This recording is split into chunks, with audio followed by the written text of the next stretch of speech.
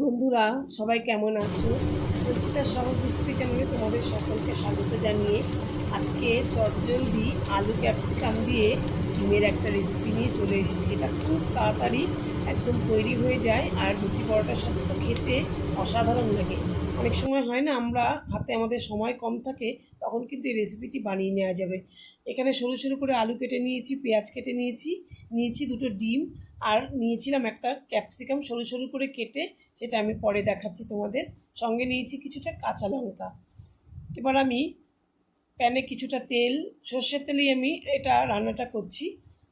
কিছুটা সর্ষের তেল দিয়ে নিলাম, আর এই সর্ষের তেলটা প্রথমে এই তেলটুকু দিয়ে হাফ চামচ কালো জিরে দিয়ে দিলাম। কালো জিরেটা দিয়ে একটু স্মেল উঠলে পরে তখন আমি আলুটাকে দিয়ে প্রথমে একটু নাড়াচাড়া করে ভেজে নেব। একটু এপিট ওপিট করে নেব। এপিট এপিট করে ভাজা হয়ে গেলে, একটু নাড়াচাড়া করা হয়ে গেলে, তারপরে আমি এর মধ্যে কেটে রাখা কুচনো পেঁয়াজটা দিয়ে দেব। পেঁয়াজের সঙ্গে কিন্তু কাঁচা লঙ্কাটাও রয়েছে, সেই কাঁচা লঙ্কাটাও পেঁয়াজের সঙ্গে দিয়ে দেব একসঙ্গেই। আমি দুটো পেঁয়াজ এখানে ব্যবহার করেছি, তোমরা তোমাদের পরিমাণ মতন দেবে। এখানে আমি আলুও নিয়েছি, দুটো আলু মিডিয়াম সাইজের, আর এখানে দুটো পেঁয়াজ নিয়েছি। একটু নাড়াচাড়া করে দেখো, একটু লালচে লালচে হয়েছে, একটু সেদ্ধ মতন হয়ে এসেছে। এই সময় আমি ক্যাপসিকামটা দিয়ে দেবো। ক্যাপসিকামটা তো একটু পরে না দিলে তো ক্যাপসিকামটা নরম হয়ে গেলে ভালো লাগবে না, তাই বেশি নরম হয়ে গেলে ভালো লাগবে না, তাই ক্যাপসিকামটা একটু পরে দিলাম। একটু নাড়াচাড়া করে কিছুক্ষণ, তারপরে একটুখানি পরিমাণ মতো নুন আর হলুদ দিয়ে দেব। এবার দিয়েও খানিকক্ষণ মিশিয়ে নেব নুনটা এই আলু ইয়ের সাথে, ক্যাপসিকামের সাথে। তারপরে দেখো একটুখানি জায়গা করে নিয়েছি মাঝখানে।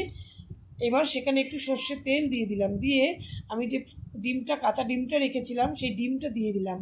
কাঁচা ডিমটা দিয়ে আমি এই তেলের সঙ্গে ডিমটা মিশিয়ে নেব। বন্ধুরা, খুব তাড়াতাড়ি এই রেসিপিটি, একদম হাতে যদি তোমাদের 10 মিনিট সময় থাকে তাহলে কিন্তু রেসিপিটা তৈরি করে নিতে পারবে।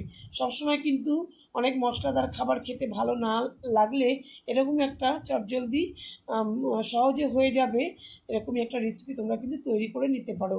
রাতে বা সকালে রুটির সাথে, কিংবা রাতে রুটি বা পরোটার সাথে তোমরা খেতে পারো, বা ভাত দিয়ে খেতেও কিন্তু খুবই ভালো লাগবে। দেখো মিশিয়ে নিয়েছি মোটামুটি। আমার ডিমটাকে আলু পেঁয়াজের সঙ্গে ক্যাপসিকামের সঙ্গে মেশানো হয়ে গেছে। এবার আমি একটু লেবুর রস দিয়ে দিচ্ছি, দিয়ে একটু ধনেপাতা দিয়ে দেবো। আমার মোটামুটি রান্নাটাও কমপ্লিট হয়ে গেল। আশা করি বন্ধুরা তোমাদের ভিডিওটা ভালো লেগেছে। একটা লাইক কিন্তু অবশ্যই দিও, আর কমেন্ট করে জানাতে ভুলো না যে কেমন লাগলো। তাহলে তোমাদের সঙ্গে দেখা হবে পরবর্তী ভিডিওতে। ততক্ষণ পর্যন্ত সকলে ভালো থেকো।